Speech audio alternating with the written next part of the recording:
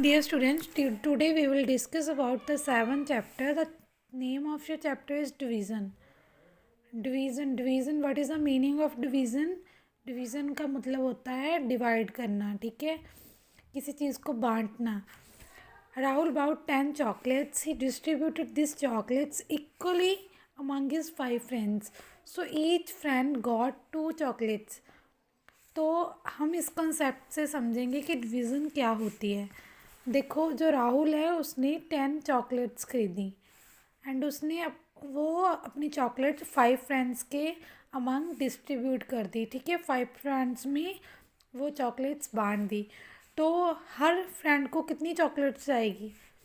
ये देखो, 2 चॉकलेट्स आएगी. तो वो हमें कैसे पता चलेगा? तो उसको पता करने के लिए हम 10 को 5 से डिवाइड करेंगे.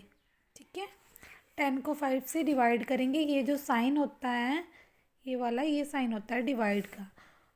ठीक है, तो 10 को 5 से हमने डिवाइड किया तो हमारे पास 2 आएगा. तो वो 2 कैसे आया वो हम सीखेंगे कि हमारे पास 2 कैसे आया.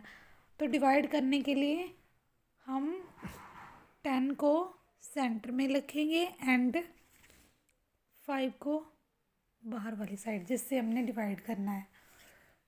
तो हमने इसके लिए, जब हम 10 को 5 से डिवाइड करेंगे तो इसके लिए हमें 5 का टेबल आना ज़रूरी है. तो जब आप फर्स्टली हम सम करेंगे आप स्टार्टिंग में, तो आपने 5 का टेबल साथ में लिख लेना है.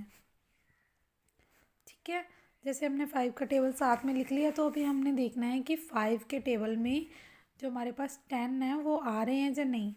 5 1s are 5, 5 2s are 10. तो 5 के टेबल में 10 कहाँ पे आ रहे हैं? 2 पे. Then we will write here 2 and 10 लिखेंगे हम नीचे. तो हमने 10 को 10 में से क्या करना है? सब्ट्रैक्ट करना है. ठीक है, इसीलिए मैंने कल आपको बोला था कि जो आपके डिवीज़न के सम है उसके लिए आपको सब्ट्रैक्शन आना बहुत ज़रूरी है. तो हम इसको सब्ट्रैक्ट करेंगे. 10 में से 10 सब्ट्रैक्ट करेंगे तो हमारे पास क्या आएगा? 0. ठीक है, तो 0 हमारे पास बचा तो हमारा आंसर क्या आ गया? 2. तो डिवीज़न के सम करने के लिए आपको टेबल्स आने ज़रूरी है. ऐसे हम और सम करेंगे. 15, अगर हम 15 को 3 से डिवाइड करना है तो इसके लिए हमारे पास क्या आना ज़रूरी है? 3 का table. 3 1s 3, 3 2s are 6, 3 3s are 9, 3 4s are 12, 3 5s are 15, 3 6 are 18. तो अभी हम देखेंगे कि 3 के टेबल में जो हमारे पास 15 है वो कहाँ आ रहे हैं. 3 1s are 3, 3 2s are 6, 3 3s are 9, 3 4s are 12, 3 5s are 15. तो 5 पे हमारे पास 15 आ रहा है.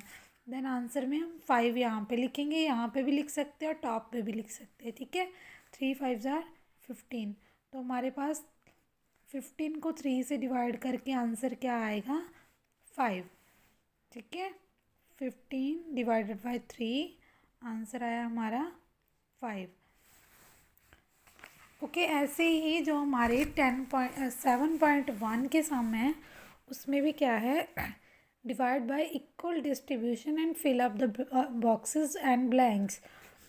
Distribute 15 bananas equally among 5 persons. तो हमारे पास 15 बनानास दिए हुए हैं, इसको हमने इक्वली 5 पर्सन के अमंग क्या करना है? डिस्ट्रीब्यूट करना है. तो कैसे करेंगे? इसके लिए हम 15 को 5 से डिवाइड करेंगे. तो 5 का टेबल हम 15 तक पढ़ेंगे. कहाँ पे आता है? 15 5 3s are 15. तो आंसर हमारा आएगा 3. तो अगर 3 आंसर आया तो आंसर में क्या आएगा कि एक पर्सन कितने बनानास लेगा? 3 बनानास.